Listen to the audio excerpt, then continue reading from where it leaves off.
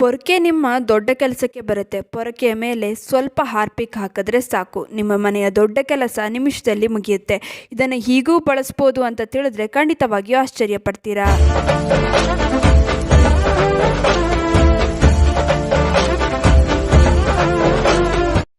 ನಮಸ್ತೆ, ವಿಭಿನ್ನ ಸಲಹೆಗಳು ಚಾನಲ್ಗೆ ಸ್ವಾಗತ. ಪ್ರತಿದಿನ ನೆಲವನ್ನು ಸ್ವಚ್ಛವಾಗಿಡೋದಕ್ಕೆ, ನೆಲ ಗುಡಿಸೋದಕ್ಕೆ ನಾವು ಪೊರಕೆನ ಯೂಸ್ ಮಾಡ್ತೀವಿ. ಆದರೆ ಪೊರಕೆ ಬರೀ ಇಷ್ಟಕ್ಕಷ್ಟೇ ಅಲ್ಲ, ಇನ್ನೂ ಹಲವಾರು ಕೆಲಸಕ್ಕೆ ಬರುತ್ತೆ. ಇವತ್ತು ನಾನು ನಿಮಗೆ ಪೊರಕೆನಲ್ಲಿ ಇನ್ನೊಂದು ಸೂಪರ್ ಆಗಿರುವಂಥ ಟಿಪ್ಸ್ನ ತಿಳಿಸ್ಕೊಡ್ತೀನಿ. ನೋಡಿ, ಪೊರಕೆನ ತೊಗೊಂಡಿದ್ದೀನಿ. ನಾನಿಲ್ಲಿ ಪ್ಲಾಸ್ಟಿಕ್ ಪೊರಕೆನ ತೊಗೊಂಡಿದ್ದೀನಿ. ನೀವು ಯಾವ ಪೊರಕೆನಾದ್ರೂ ತೊಗೊಳ್ಬೋದು, ಆದರೆ ಹಳೆ ಪೊರಕೆನ ತೊಗೊಂಡ್ರೆ ತುಂಬಾ ಒಳ್ಳೆಯದು. ಅದ್ರ ಮೇಲೆ ಸ್ವಲ್ಪ ಹಾರ್ಪಿಕ್ನ ಹಾಕ್ಕೊಳ್ಳಿ. ಇನ್ನು ಕಡ್ಡಿ ಪೊರಕೆ ಇದ್ದರೂ ಕೂಡ ಪರವಾಗಿಲ್ಲ, ಅದನ್ನು ಬೇಕಾದರೂ ತೊಗೊಳ್ಬೋದು. ಈ ರೀತಿಯಾಗಿ ಹಾರ್ಪಿಕ್ನ ಪೊರಕೆ ಮೇಲೆ ಹಾಕ್ಕೊಳ್ಬೇಕು. ಏನಿದು ಹಾರ್ಪಿಕ್ನ ಪೊರಕೆ ಮೇಲೆ ಹಾಕ್ತಾ ಇದ್ದೀನಿ ಅಂತ ಯೋಚನೆ ಮಾಡ್ತಾ ಇದ್ದೀರಾ? ಇದರಿಂದನೇ ನಿಮ್ಮ ದೊಡ್ಡ ಕೆಲಸ ನಿಮಿಷದಲ್ಲಿ ಮುಗಿಯೋದು. ನಾವು ಸಾಮಾನ್ಯವಾಗಿ ಬಾತ್ರೂಮ್ನ ಟೈಲ್ಸ್ನ ಕ್ಲೀನ್ ಮಾಡೋದಕ್ಕೆ ಅಥವಾ ಬಾತ್ರೂಮ್ನ ಉಜ್ಜೋದಕ್ಕೆ ಏನು ಮಾಡ್ತೀವಿ, ಬ್ರಷ್ನ ಯೂಸ್ ಮಾಡ್ತೀವಿ ಅಲ್ವಾ. ಉಜ್ಜಿನೇ ಸಾಕಾಗೋಗುತ್ತೆ. ಆದರೆ ಪೊರಕೆನ ಬಳಸೋದ್ರಿಂದ ನಿಮ್ಮ ಕೆಲಸ ನಿಮಿಷದಲ್ಲಿ ಮುಗಿಯುತ್ತೆ.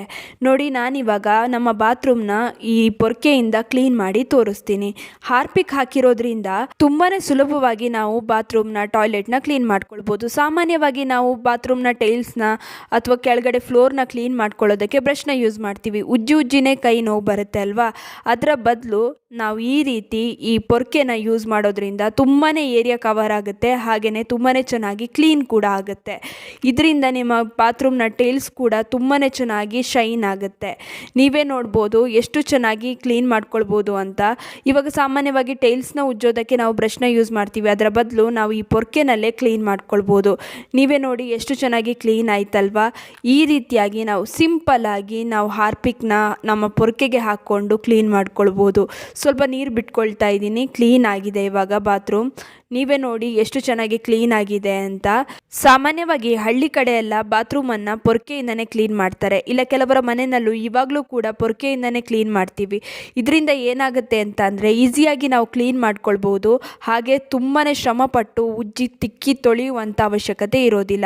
ಆಮೇಲೆ ಪೊರಕೆನ ಕೂಡ ಸ್ವಲ್ಪ ನೀರು ಹಾಕಿ ತೊಳೆದು ಸೈಡಲ್ಲಿ ಇಟ್ಬಿಡಿ. ನೀವು ಯಾವ ಪೊರಕೆನಾದರೂ ಬಳಸ್ಬೋದು. ನಾನು ಆವಾಗಲೇ ಹೇಳಿದೆ, ಬೇಡ ಅಂತ ಯೂಸ್ ಮಾಡದೇ ಇರೋ ಪೊರಕೆ ನಿಮ್ಮ ಮನೆಯಲ್ಲಿ ಇದ್ದರೆ ಅದನ್ನ ಮೂಲೆಗೆ ಎಸೆಯೋ ಬದಲು ಈ ರೀತಿ ಅದನ್ನ ಯೂಸ್ ಮಾಡ್ಕೊಳ್ಬೋದು. ಆಮೇಲೆ ಚೆನ್ನಾಗಿ ನೀರಲ್ಲಿ ಕ್ಲೀನ್ ಮಾಡಿಕೊಂಡ್ರೆ ಸಾಕು. ಡ್ರೈ ಮಾಡೋದಕ್ಕೆ ಇಟ್ಬಿಡಿ, ಡ್ರೈ ಆಗುತ್ತೆ. ಆಮೇಲೆ ಮತ್ತೆ ನಿಮಗೆ ಯೂಸ್ಗೆ ಬರುತ್ತೆ. ನೀವೇ ನೋಡಿ ಎಷ್ಟು ಚೆನ್ನಾಗಿ ಕ್ಲೀನ್ ಆಗಿದೆ ಫ್ಲೋರ್ ಅಂತ. ಈ ರೀತಿಯಾಗಿ ನೀವು ಈಸಿಯಾಗಿ ಕ್ಲೀನ್ ಮಾಡ್ಕೊಳ್ಬೋದು. ಇನ್ನು ಈ ವಿಡಿಯೋ ಇಷ್ಟವಾಗಿದ್ದರೆ ಲೈಕ್ ಮಾಡಿ, ಶೇರ್ ಮಾಡಿ, ನಿಮ್ಮ ಅನಿಸಿಕೆ ಅಭಿಪ್ರಾಯಗಳನ್ನು ಕಮೆಂಟ್ ಸೆಕ್ಷನ್ನಲ್ಲಿ ತಿಳಿಸಿ. ನೀವಿನ್ನೂ ವಿಭಿನ್ನ ಸಲಹೆಗಳು ಚಾನಲನ್ನು ಸಬ್ಸ್ಕ್ರೈಬ್ ಮಾಡ್ಕೊಂಡಿಲ್ಲ ಅಂದರೆ ದಯವಿಟ್ಟು ನಮ್ಮ ಚಾನಲನ್ನು ಸಬ್ಸ್ಕ್ರೈಬ್ ಮಾಡ್ಕೊಳ್ಳಿ.